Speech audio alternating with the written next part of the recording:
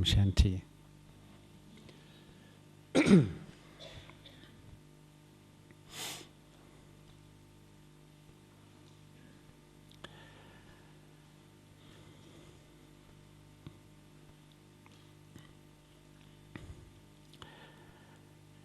There are so many reasons for me why I really love to come to Madhaban each year. And I can remember in the early days when we used to come perhaps in the late 70s or early 80s. Baba would describe just how much enthusiasm we had.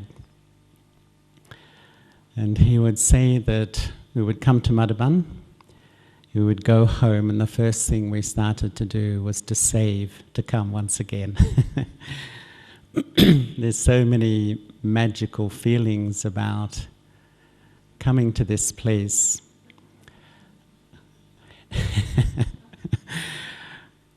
And one of the wonderful things which I find is just to be a part of the world family. And before I became a BK, I think like many of us, I was a searcher and a thinker. And I used to keep a diary. And I can remember for almost over a year or two, in my diary I used to have this imagination going on that actually I was young at the time. But my thought was that young people from all corners of the world would perhaps surrender their national identity, their religious identity, and just come together as one force to serve the world. And it was like a dream. I don't know what you were like when you were young, but I was always a dreamer, and perhaps I still am. And it always feels to me that when I come into this wonderful international family, that it really is that family that has come together to serve the world.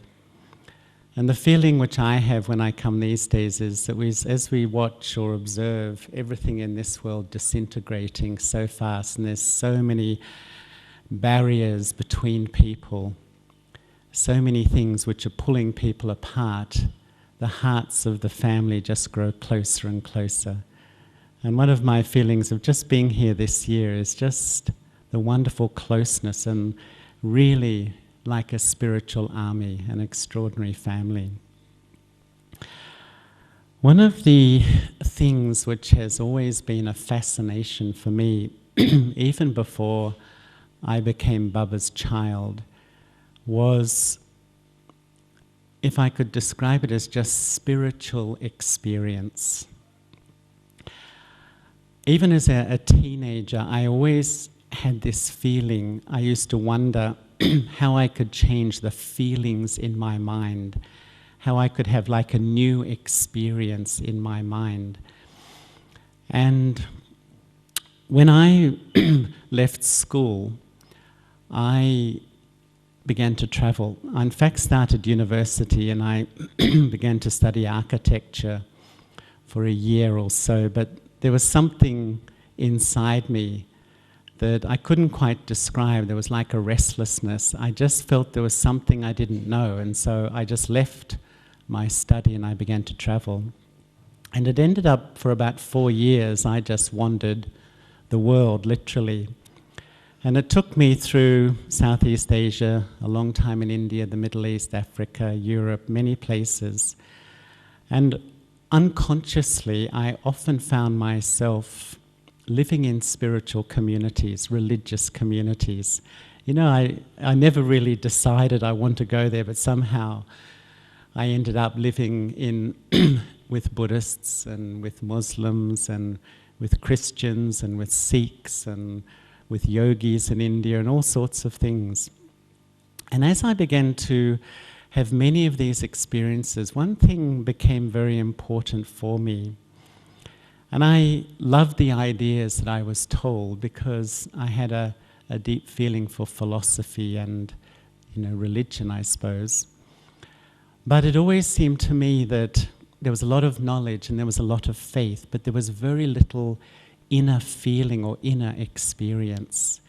And the more I began to travel, that became my quest. I really wanted to try to move through that threshold of just knowing information, knowing ideas, having a belief in something, and make it something, a tangible feeling inside of myself. And I often feel for me that when I sit to meditate, even at this time in my Brahman life, that what is meditation? To me, in a way, it's just taking Baba's knowledge, taking Baba's ideas, taking Baba's wisdom, and massaging them into my experience so it becomes my experience. I take these ideas and I convert them into a new feeling inside of me. And I feel that, meditation really has 3 simple steps, perhaps.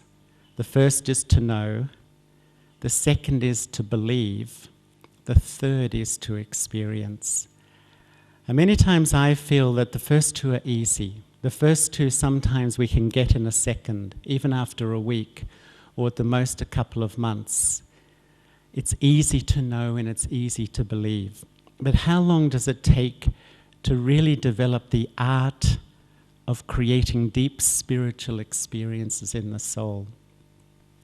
Because I often feel that when I reflect on my own spiritual journey, it's these experiences which are the great sustenance that keeps the soul going. And I can remember that in mid-1980s, and I don't know whether Wadi remembers this, that I think many of us came to Madhaban and we met Baba. And I think in the mid-1980s, we were just starting to meet Baba in Om Shanti Bhavan. And Baba told us all to do the course again. Do you remember that? And it was, caused a little bit of a rumble amongst everybody. I had been a Brahmin for 10 years. And Baba said, do the course again, but he called it the realization course.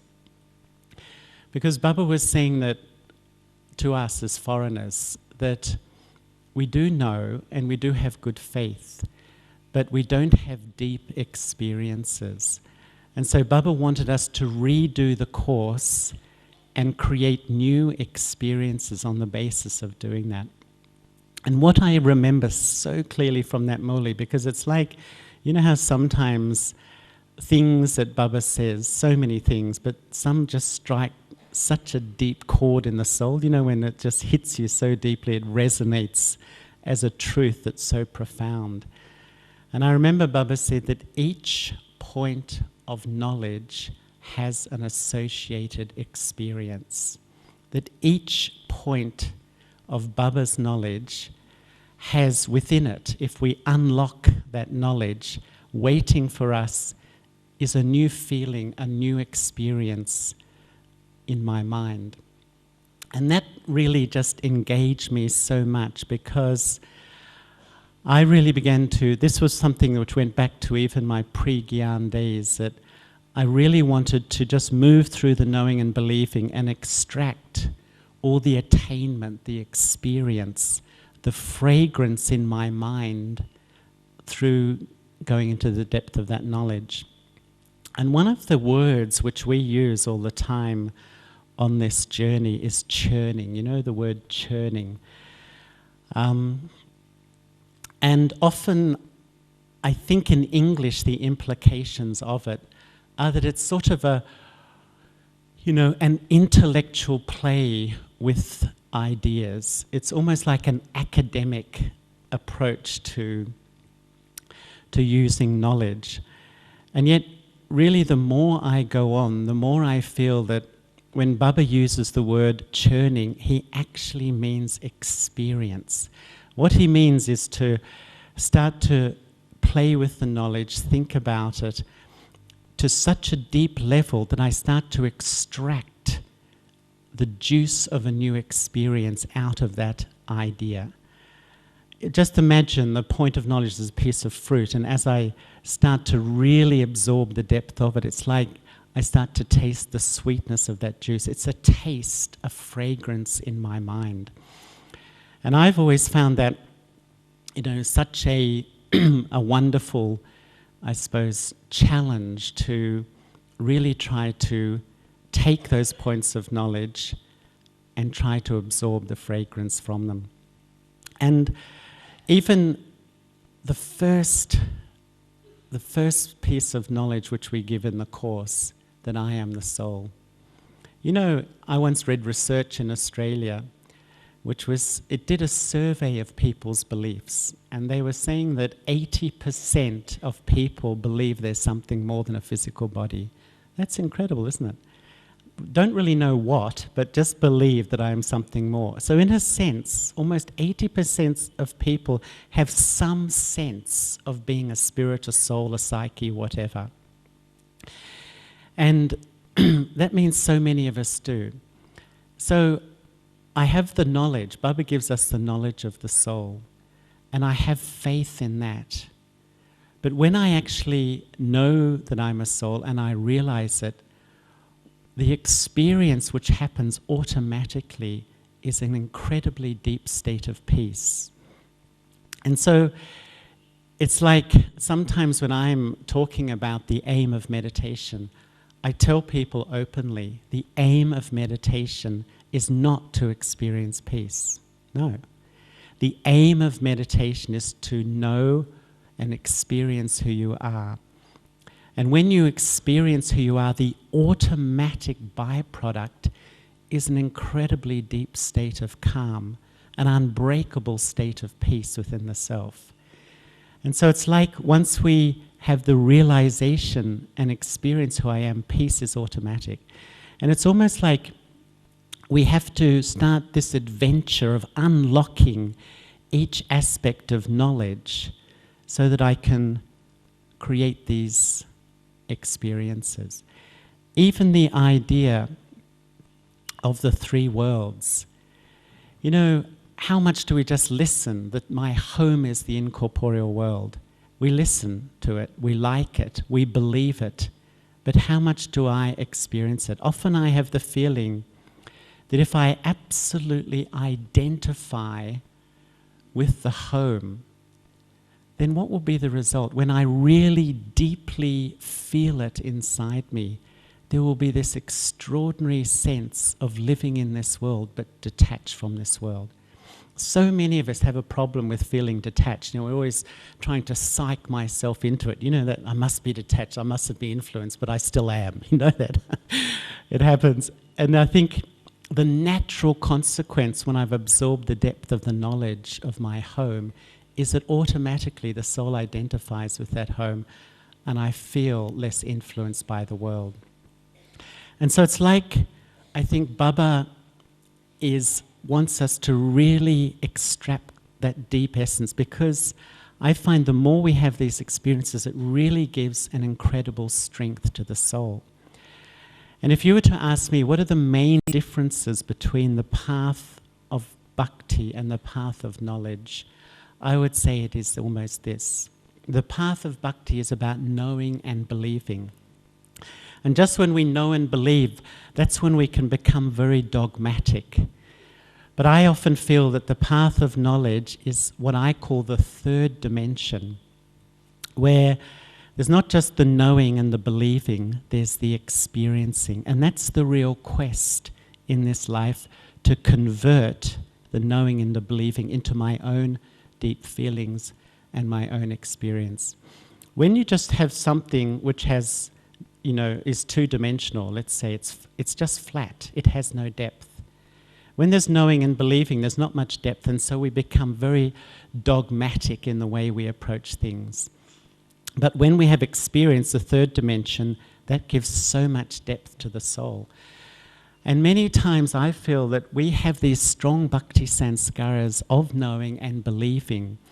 And so sometimes that's the basis of my sustenance in Brahman life. But it doesn't give us the real strength which we really want.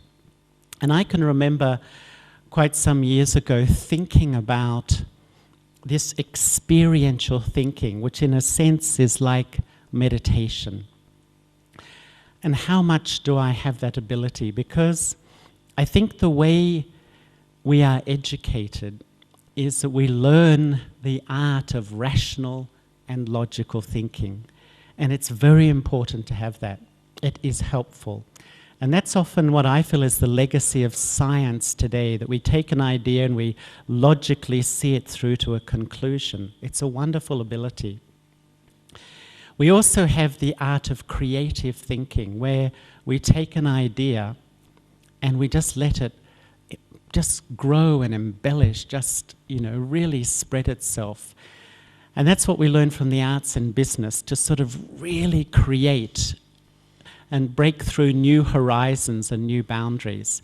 I think most of us are okay at this logical thinking and creative thinking. But experiential thinking, where you take an idea and convert it and massage it into my feelings, it's like we've lost the art. And sometimes I think that in this life, it's one of the processes. It's like I have to learn to re-educate myself how to really experience Baba's knowledge. And one of the reasons I feel is that, and I remember even Baba saying some years ago, that experience, spiritual experience, is the great sustenance in this life.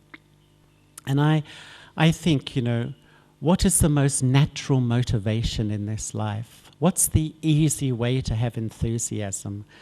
What's a way that, effort making isn't through force, but it's just something natural? I think when you have a new experience, when you have something, a powerful experience, it's just natural. Motivation is natural. Enthusiasm is something really natural. And if you reflect on your Brahman life and you remember a time perhaps when you absolutely became the bodiless soul, absolutely and totally detached from your body, and how you felt at that time, so close to Baba. Or maybe a time when you felt completely and utterly immersed in the ocean of love, absolutely experienced Baba's love, or a sense of total belonging, that I've come home. If you observe your behavior after those experiences, I find that you're completely changed, even for days or weeks. Just a few seconds of experience can change me even forever.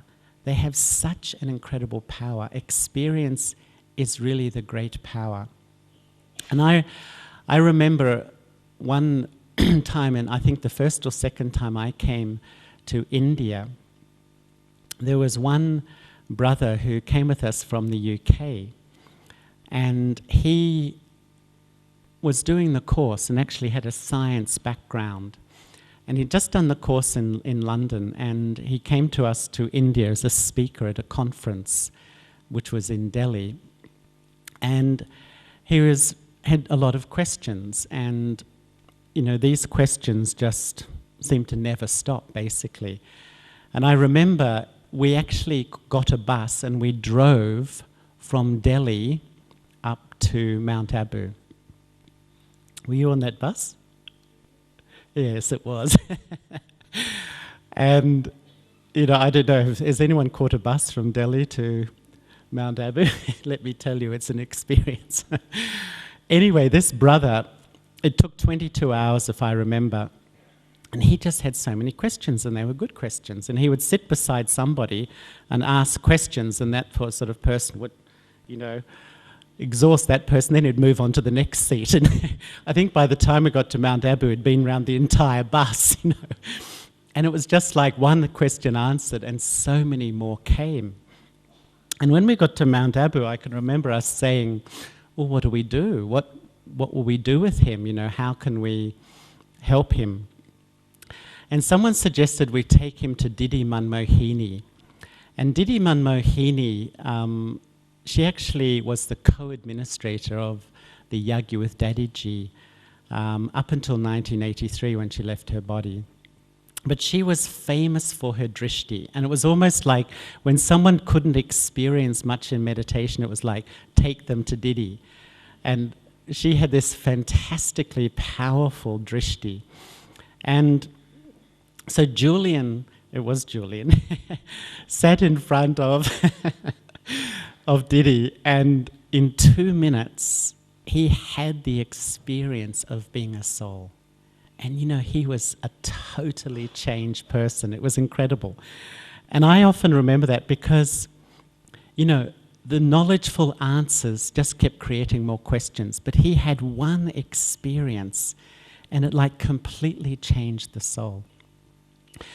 And I think that is the power of spiritual experience. It shifts things inside us. And I remember once I asked Jagdish Chanda, I asked him, I had a wonderful experience with him because he was the senior brother of the whole Yagya. And one time I thought I'd really like to get to know him, and I asked him if I could go and stay with him in Delhi for a few days at Shaktinagar. And he said it's okay. And when I arrived, he said that he was quite busy and he could sit with me for an hour while I was there. And I can't remember how long I stayed. But what happened that night was we began to talk, and we went on into the wee hours of the morning, and it was extraordinary. And I remember asking him, what do you consider the most important thing in this life, on this journey? And straight away he said, new experiences, to develop the art to create new experiences, because that maintains that motivation and enthusiasm. And I remember that many times, because I think what happens is that, the level of experience often is a lot when we first start. It's like a sort of a graph, and it begins to level out. And sometimes we even live off the memory of our spiritual experiences. And I think the mind is a very tricky thing sometimes. It's very fickle. And in the sense, the mind needs experience. It's hungry for experience. It's the food for the mind. And if the mind doesn't get it spiritually, subtly or not so subtly, it starts to revisit the old ways to create feelings or experiences. And we know that, this is what sometimes happens, is that the mind starts to seek the old experiences in different ways. And what are the old experiences, the ways, because the mind needs experience, sensual experience, I would say, firstly, emotional experience, secondly, and even intellectual experience. And so when the well of spiritual experience becomes a bit dry, the soul starts to revisit these things once again, and it can easily happen. Because sensual experience is really the culture of this modern world. The whole of material world is built around it, isn't it? And I often have this sort of image in my mind of the soul, the unlimited soul, this extraordinary, eternal being locked up in this jail where it's really can only experience through the 5 senses. It's like such a limiting thing. But for some reason, that's what we've done to ourselves. Only just through tasting, seeing, feeling, etc., touching, the soul has locked itself in this sort of sensual trap, and it's like a bondage. And sometimes the mind revisits, because even though it is limited experience, it is experience. Or even emotional experience, which I think comes from our relationships. All the feelings of relationships, even, of belonging, of support, all those feelings, sometimes subtly the soul revisits those, because whatever we feel, it is experience, and even intellectual experience too, is sometimes very satisfying. There's nothing wrong with those things in one sense. But when the soul if it stops experiencing spiritually, sometimes it's like it goes back into that world. And I heard a story once about a little fish, and a scientist was doing an experiment with this little fish.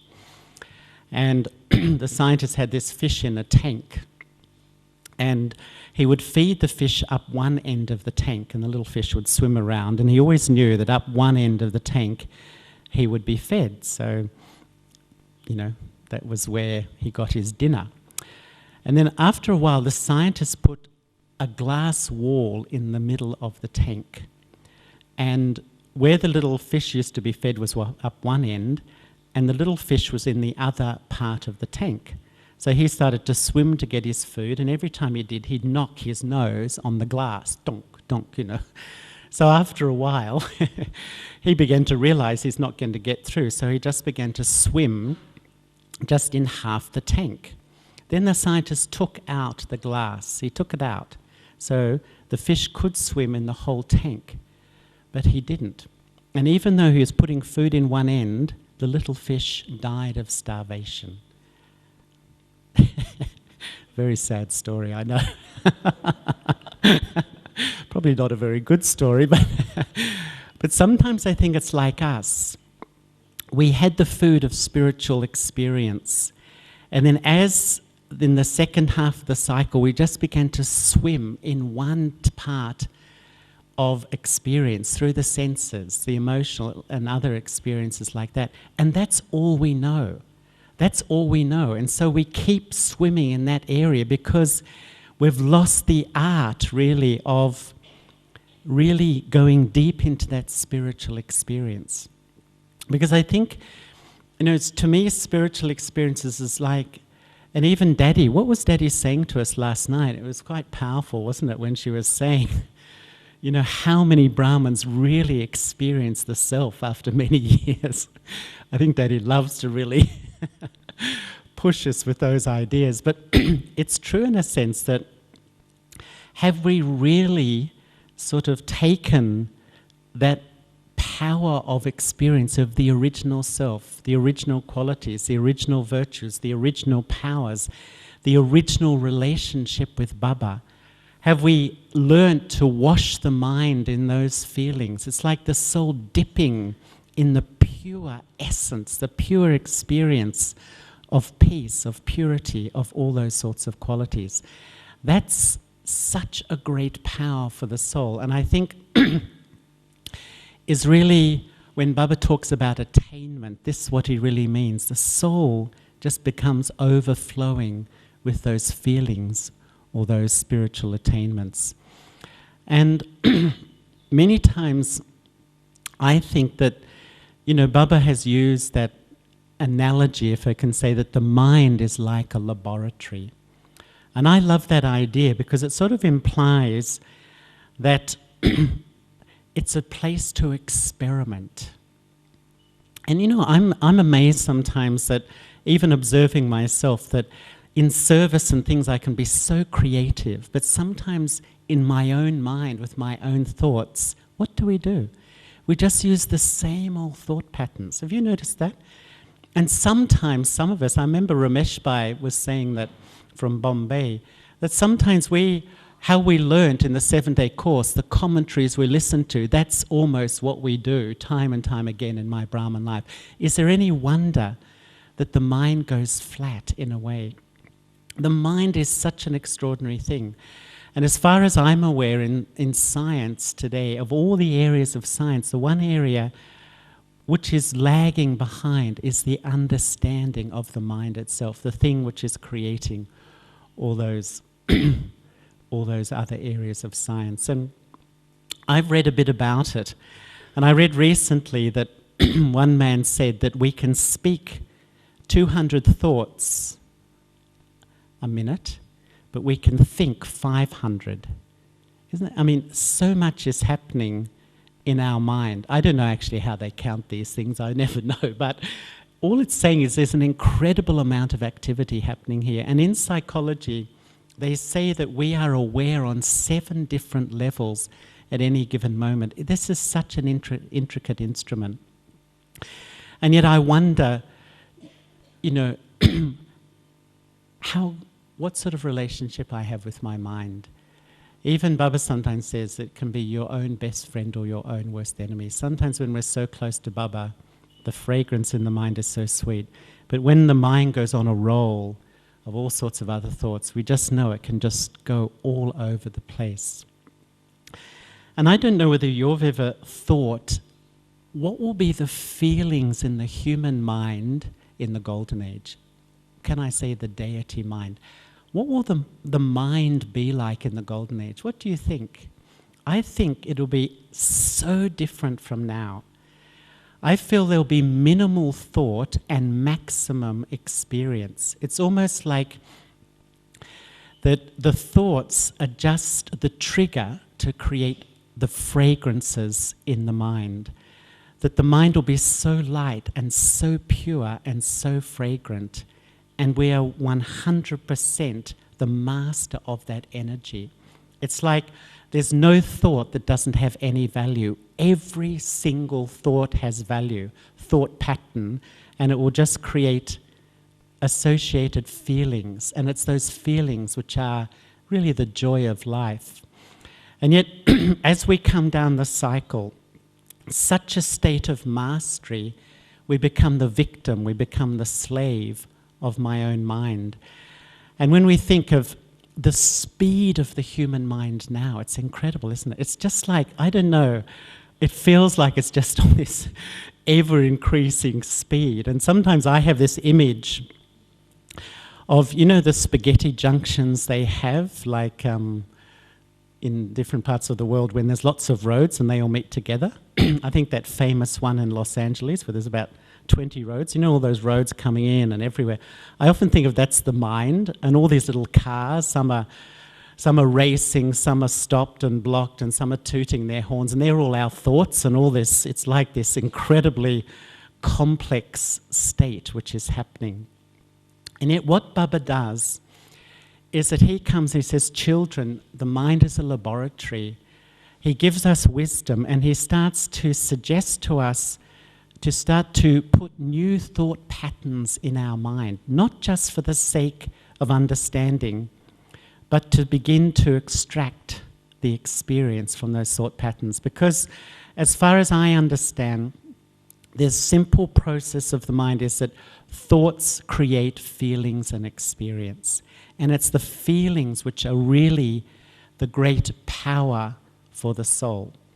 And even recently I was thinking that our Baba's teaching is becoming so refined in the sense that when Baba first began to teach in the late 1930s, it was almost like Baba said, children, stop impurity at the level of action. He said, no matter what, don't put anger, don't put lust into action. And then, of course, he began to talk about thoughts, but especially when Baba became Avyakt, he began to talk about the karma of thoughts and not to, you know, put impurity even into thought.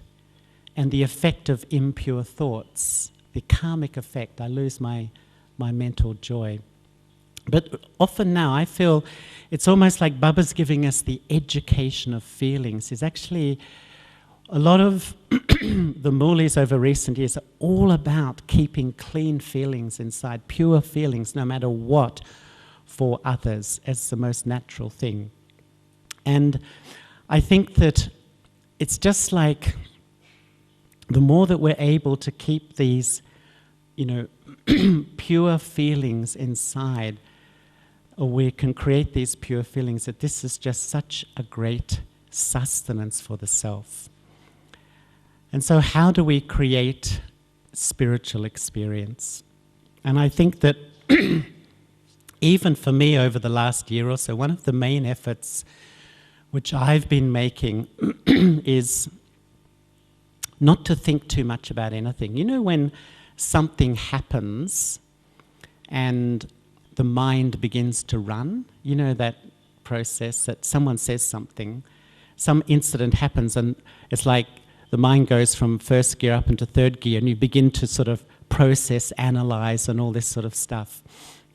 I've really tried to just let go, stop that at that point, just rather than letting the mind run, because I think that really helps us, you know, it gives us that ability to experience more.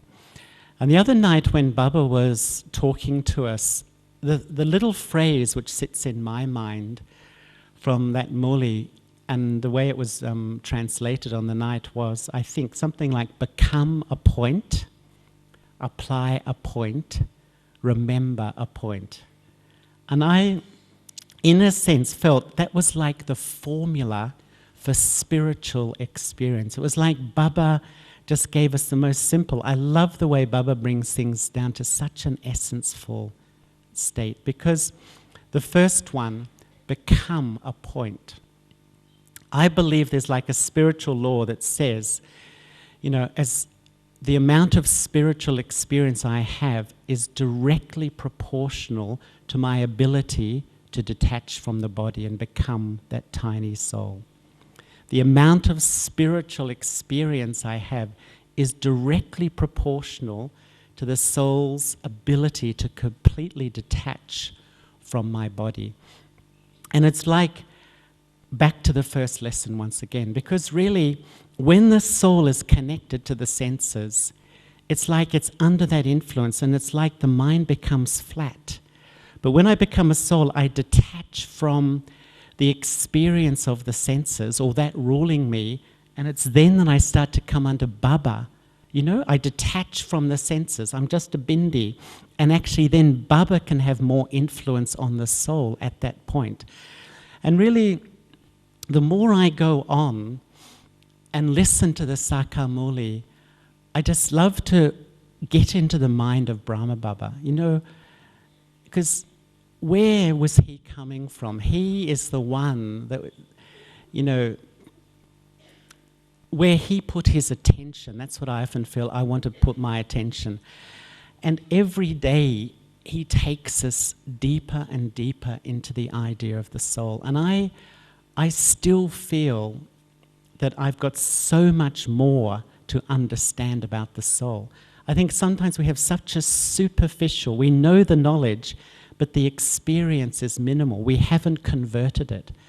And I can remember a Sakamuli when I first came into Gyan, and it's deeply etched in my mind, because Baba said in that Sakamuli, children, wake up in the early morning, sit so quietly, and start to think, who am I? I am a soul. And become smaller and smaller. The soul is so tiny. There is nothing smaller. And become smaller and smaller. You're just a tiny point. And Baba just went on through the whole Muli, just like taking us further and further and further away till the soul just became something, you know, there's nothing more subtle than the human soul. And I just love the way Baba took us on this journey. And I love to do that because it will automatically take me into a new feeling in my mind. It takes me into new awareness. I know for me that when I'm really in that state of the soul and I listen to the Muli, it's absolutely different. It's like I experience what Baba's saying. It's not just information for my head. The Muli is supposed to be listened to in soul consciousness. When I started, I was always told the reason we come to meditate before the Muli is to really put myself and resonate on the same frequency as the teacher, because then I grab not just the information, but the whole feelings behind the information. And I can remember last year, we met with Daddy Ratan Mahini in Daddy's cottage here, a group of us.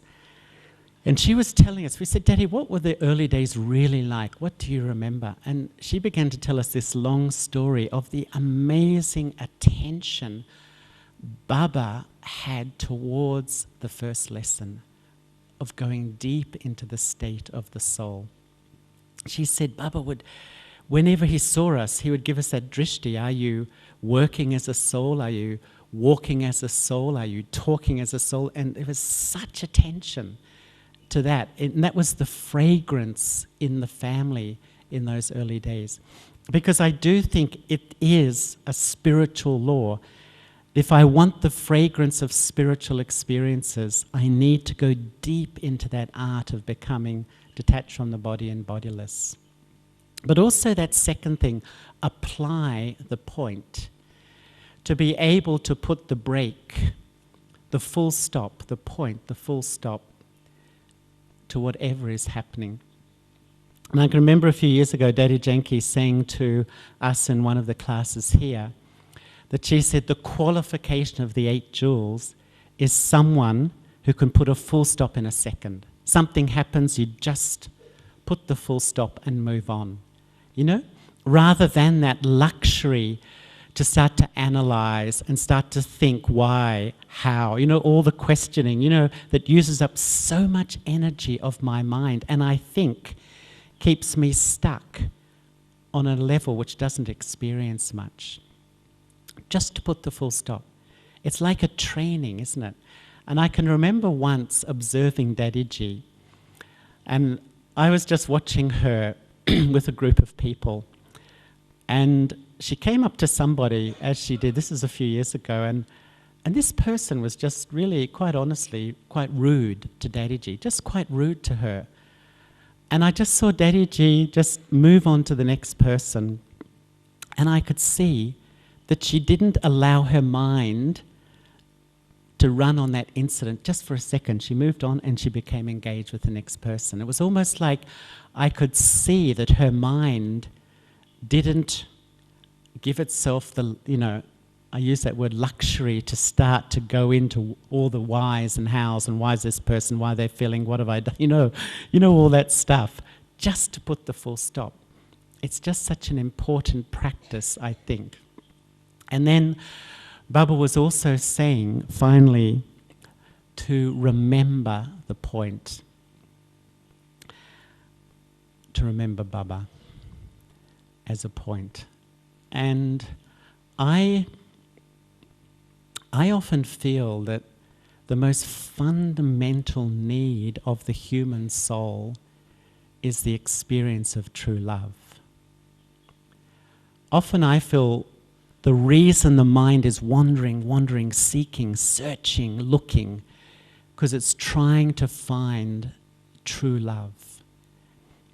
And what I find for me, my experience is that if I sit and remember Baba and really taste that quality of Baba's love, that purest love from Baba, what I find, it has an extraordinary effect, because I think that's the fundamental need. And when I taste it, it's like the soul almost goes, you know, I'm home. And I find the mind becomes so still. It's almost like the first desire in the human soul is satisfied. I'm home. I just belong to Baba. And the whole soul just goes into such a state of silence. I often feel that love is a great key for spiritual experience. Many. Not just that deep feeling of peace, even such a sense of satisfaction, a deep sense of contentment.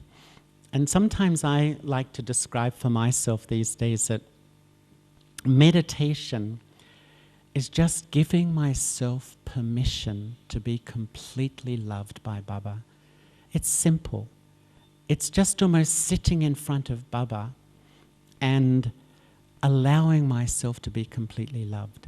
And if there's anything in between, that's what knowledge is for, to start to see what it is, and with wisdom, remove anything that stops me having the experience of true love, because that gives an experience to the absolute core of my soul. I find nothing heals me more. If anyone asks me what sustains me in this spiritual life, I always feel it's that pure tonic of Baba's love.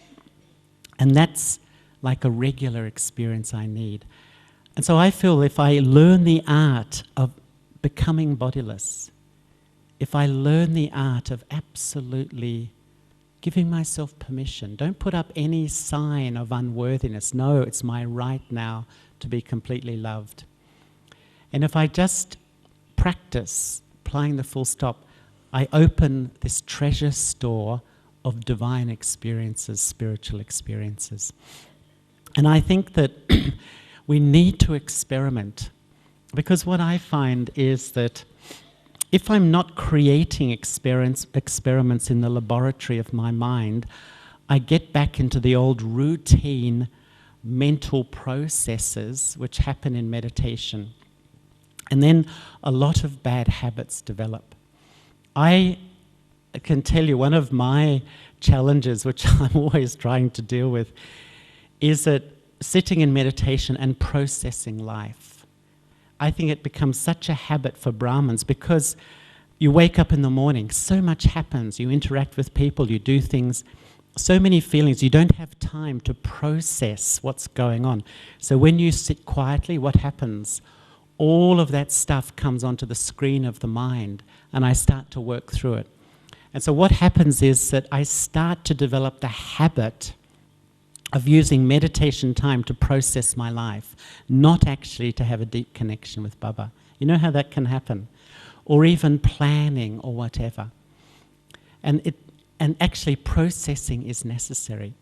But I do relax and I feel better, but I'm not really taking that incredible power from Baba or having, deep spiritual experiences. And that's why I think that Baba encourages us to sort of experiment, almost see my mind as a laboratory and start to put thought patterns in and play with them.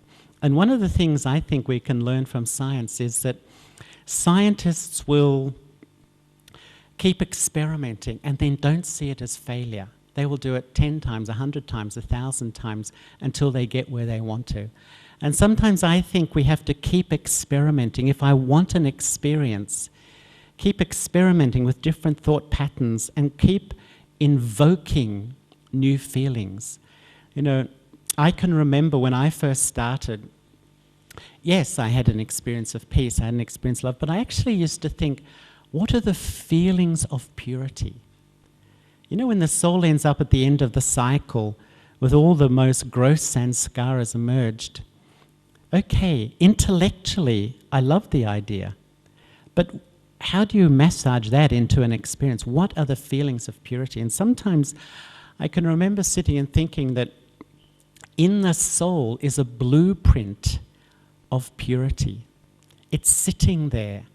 It's sitting in the subconscious. It may be submerged deeply, and it's almost like I just began to sit there and invoke that feeling.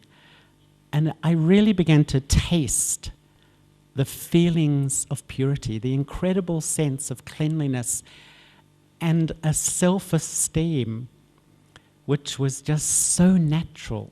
It almost, the feeling, it re-emerged the dignity and the self.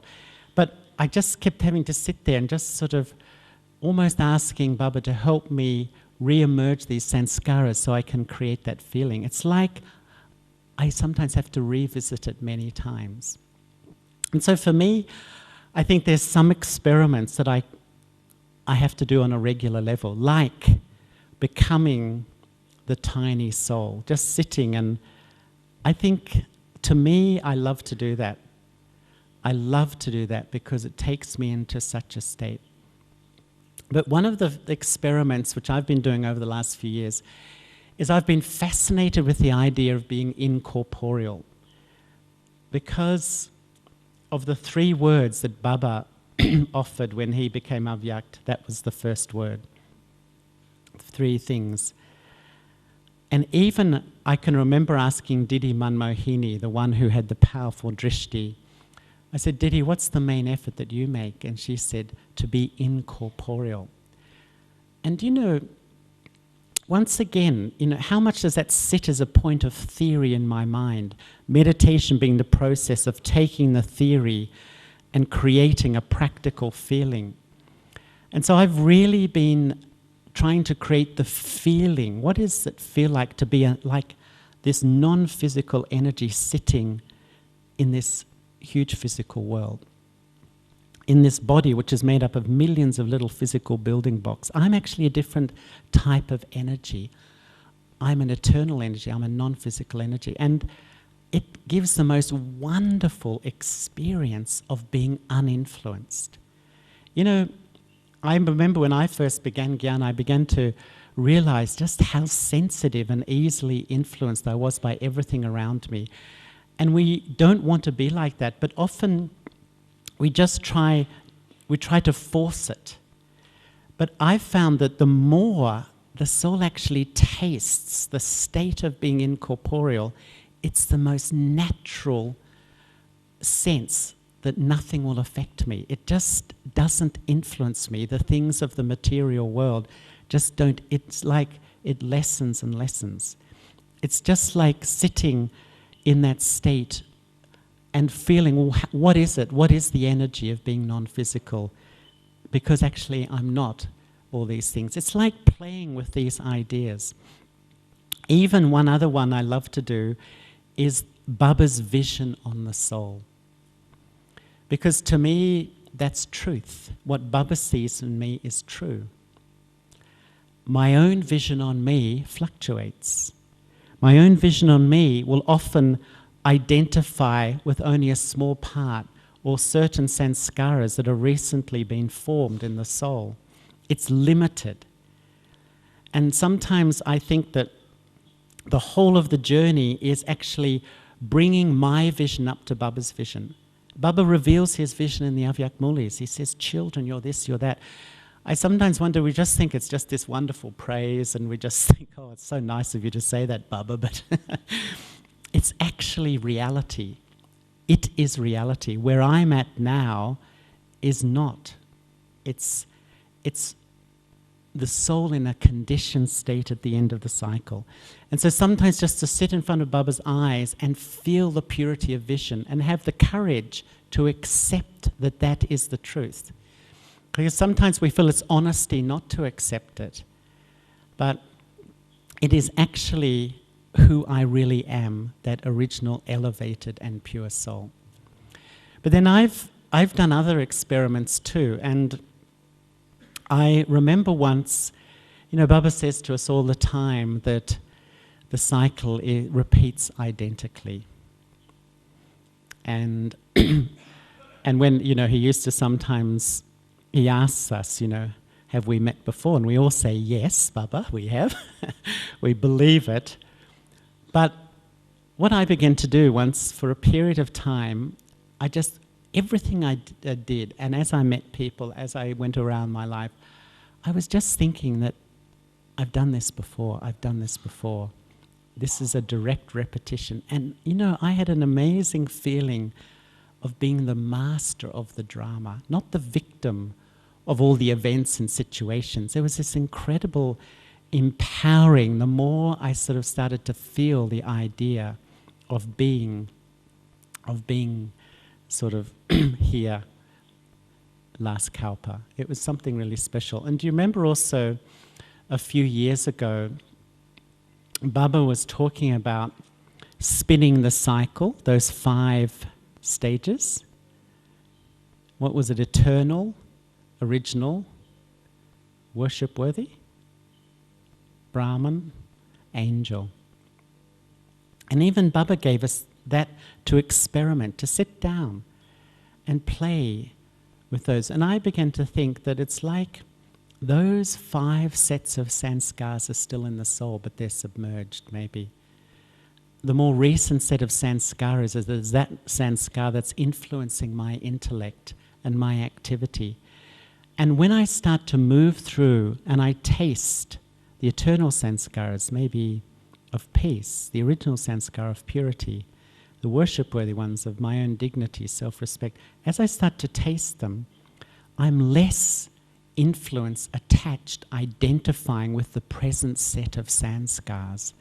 It's like I begin to explore all the sanskaras in the soul that are sort of submerged at the moment. Because the whole part sits in the soul. The whole part is there. And so Baba gives us these experiments, even in the confluence age, to really start to think deeply about the confluence age and the value of this time.